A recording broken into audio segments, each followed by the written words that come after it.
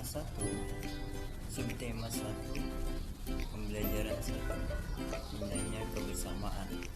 Baik adik-adik, mari kita langsung saja bahas tema 1, subtema 1, pembelajaran 1.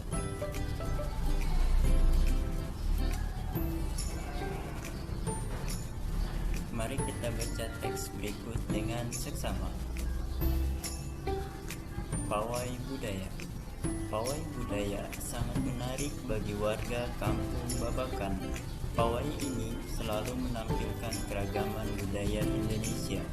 Udin dan teman-teman tidak pernah bosan menanti rombongan pawai lewat. Tahun ini mereka datang ke alun-alun untuk melihat pawai tersebut. Kakek Udin pun terlihat sabar menanti. Terdengar suara gendang yang menandakan rombongan pawai semakin dekat. Di barisan pawai terdepan terlihat rombongan dari Maluku. Rombongan laki-laki mengenakan kemeja putih, jas merah, dan topi tinggi dengan hiasan keemasan. Rombongan perempuan mengenakan baju celek. Baju ini terdiri dari atas putih berlengan panjang serta rok lebar merah. Lengan mereka diiringi oleh suara tifa, alat musik dari Maluku. Bunyinya seperti gendang, namun bentuknya lebih ramping dan panjang. Budaya Maluku sangat unik dan menarik. Budaya Bali terkenal karena bunyi musiknya yang berbeda. Rombongan dari Bali membunyikan alat musik daerahnya, ceng-ceng namanya. Alat ini berbentuk seperti dua keping simbal yang terbuat dari logam. Nyaring bunyinya ketika kedua keping ini dipadukan. Rombongan dari Bali diikuti oleh rombongan dari Toraja. Wanita Toraja memakai pakaian adat yang disebut baju koko.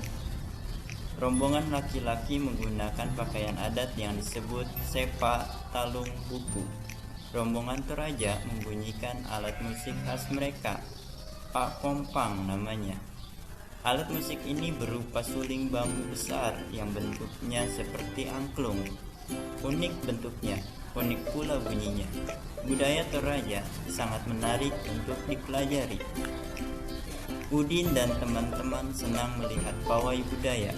Selalu ada hal baru yang mereka perhatikan setiap tahun. Pakaian adat dari berbagai suku di Indonesia selalu menyenangkan untuk diamati. Benar kata Ibu Udin, kebudayaan Indonesia memang sangat beragam, kaya dan mengagumkan.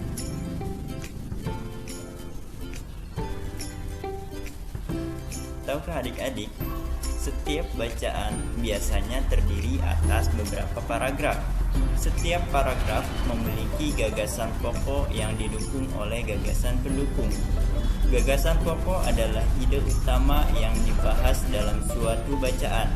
Dapat berupa kalimat inti atau serupa atau berupa pokok paragraf. Gagasan pendukung adalah uraian atau tambahan informasi untuk gagasan pokok. Mari kita mengenal paragraf. Dari teks pawai budaya tadi, kita lihat ada beberapa paragraf. Paragraf pertama yaitu pawai budaya sangat menarik bagi warga kampung Babakan sampai dengan rombongan pawai semakin dekat. Itu disebut dengan paragraf pertama. Paragraf kedua, ada di barisan pawai terlihat rombongan dari Maluku sampai dengan budaya Maluku sangat unik dan menarik. Paragraf ketiga, budaya Bali terkenal karena bunyi musiknya yang berbeda sampai dengan nyaring bunyinya ketika kedua keping ini dipadukan. Paragraf keempat, rombongan dari Bali diikuti oleh rombongan dari Toraja sampai dengan budaya Toraja sangat menarik untuk dipelajari. Paragraf kelima, ada Udin dan teman-teman senang melihat pawai budaya sampai dengan kaya dan mengagumkan. Nah, adik-adik sudah mengerti tentang paragraf, itulah yang dinamakan dengan paragraf. Mari mengenal gagasan pokok dan gagasan pendukung. Dari teks tersebut, Kakak akan membahas di bagian paragraf pertama, mana yang disebut dengan gagasan pokok. Biasanya terdapat di kalimat pertama. Itu di sini. Pawai budaya sangat menarik bagi warga kampung Babakan. Itu disebut dengan gagasan pokok atau gagasan utama. Dan gagasan pendukungnya biasanya diikuti atau untuk melengkapi gagasan pokok yang ada paragraf pertama ini. Jadi untuk paragraf pendukung ada di barisan ini. Pawai ini selalu menampilkan keragaman budaya Indonesia. Nah, itu adik-adik tentang paragraf pertama paragraf terus tentang gagasan pokok dan gagasan pendukung. Untuk paragraf kedua, ketiga, dan keempat sampai kelima, silakan adik-adik cari tahu mana gagasan pokok dan mana gagasan pendukungnya. Wah, budaya Indonesia sangat beragam. Apa yang membuat setiap budaya berbeda? Ayo kita pelajari. Ada Sumatera Barat beribu kota Padang. Makanan khasnya adalah masakan Padang. Rumah adatnya disebut rumah gadang. Alat musik tradisionalnya disebut saluang. Saluang ini mirip dengan suling. Cara memainkannya adalah ditiup. Yang kedua adalah Jawa Barat beribu kota Bandung. Salah satu khasnya adalah karedok. Rumah adat disebut imak badak helai. Alat musik tradisionalnya disebut angklung. Angklung ini untuk menghasilkan bunyinya dengan cara digoyangkan. Ada Papua, ibu kota Jayapura. Salah satu makanan khasnya adalah kue lontar. Rumah adatnya disebut rumah honai. Alat musik tradisionalnya disebut tipa. Tipa ini mirip kendang. Bentuknya lebih panjang dan lebih ramping. Cara memainkannya adalah dengan cara dipukul. Ada Bali, beribu kota Denpasar. Salah satu makanan khasnya adalah bebek betutu. Rumah adatnya disebut Gapura Candi Bentar. Alat musik tradisionalnya disebut rindik. Rindik ini cara memainkannya dengan cara dipukul. Jawa Tengah beribu kota Semarang. Salah satu makanan khasnya adalah lumpia Semarang. Rumah adat disebut rumah joglo. Alat musik tradisionalnya disebut bonang. Cara memainkannya adalah dengan cara dipukul. Sebagai anak Indonesia, aku merasa bangga terhadap keberagaman yang ada. Menghargai perbedaan merupakan wujud dari semangat persatuan dan kesatuan. Berbicara tentang menghargai perbedaan, mari kita pelajari cara menghargai perbedaan. Sikap menghargai keberagaman. Sikap toleransi berarti menahan diri, bersikap sabar, membiarkan orang berpendapat lain, dan berhati lapang terhadap orang-orang yang memiliki pendapat berbeda.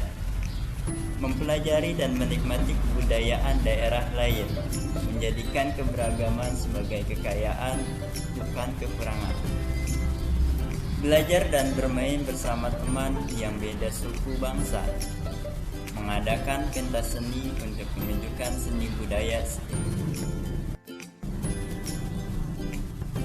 Sikap tidak menghargai keberagaman, hanya mau bekerja sama dengan teman yang sesuku dan daerah asal, hanya mau mempelajari dan menikmati kebudayaan sendiri, menganggap budaya daerah lain kurang bermutu, menganggap suku sendiri yang terbaik dan suku lain bukan yang terbaik, bermain hanya dengan teman yang satu suku bangsa. Ini adalah contoh sikap yang tidak menghargai keberagaman. Nah, adik-adik, berbicara tentang Angklung, saluang, kecapi, kendang, tifa ini merupakan alat musik yang menghasilkan bunyi. Angklung dengan cara digoyangkan, saluang dengan cara ditiup, kecapi dipetik, sedangkan kendang dan tifa dengan cara dipukul untuk menghasilkan bunyi. Apa itu bunyi? Bagaimana cara mengetahui tentang bunyi? Kita perlu bersyukur Tuhan Yang Maha Esa menganugerahkan kita indera pendengaran. Melalui indera ini, kita dapat mendengar dan menikmati hasil karya seni budaya yang beragam. Ayo kita cari tahu lebih lanjut tentang hal tersebut. Bagaimana cara menghasilkan bunyi yang lebih keras atau lebih pelan? Segala macam bentuk bunyi berasal dari benda yang bergetar. Getaran dari suatu benda akan mengakibatkan udara di sekitar bergetar. Getaran tersebut menimbulkan gelombang bunyi di udara. Benda-benda yang bergetar dan menghasilkan bunyi disebut sumber bunyi. Contoh sumber bunyi adalah seperti yang tadi: angklung, saluang, kecapi, kendang, tifa, dan hal-hal lainnya yang menghasilkan bunyi disebut sumber bunyi. Bunyi dapat merambat melalui benda padat, cair, dan gas. Akan tetapi, bunyi tidak dapat merambat pada ruang hampa. Amati benda-benda yang ada di sekitarmu. Ambillah 5 benda yang kamu anggap sebagai sumber bunyi. Pastikan bahwa benda yang kamu temukan berbeda cara membunyikannya. Ada yang ditiup, digesek, dipetik, dipukul, atau ditekan. Lalu kalian buat kolomnya seperti ini di buku tulis kalian: nomor, nama benda, cara menghasilkan bunyi. Tulislah dan laporkan hasilnya nanti di grup WA. Dalam kehidupan sehari-hari, banyak perbedaan yang kita temui, mulai dari perbedaan agama, suku, ras, hingga warna kulit, sebagaimana halnya sebuah permainan musik yang terdiri atas berbagai alat musik. Kehidupan nyata yang penuh dengan perbedaan pun dapat berdampingan dengan baik, asalkan setiap orang dapat saling menghargai keberagaman. Menghargai perbedaan akan memperkuat persatuan dan kesatuan. Semua orang harus hidup rukun meskipun memiliki perbedaan.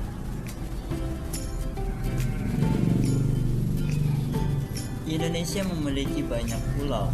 Pulau-pulau tersebut terdiri dari bermacam-macam kebudayaan yang terdapat suku bangsa, tarian adat, tokoh adat, agama, senjata tradisional, dan lain-lain.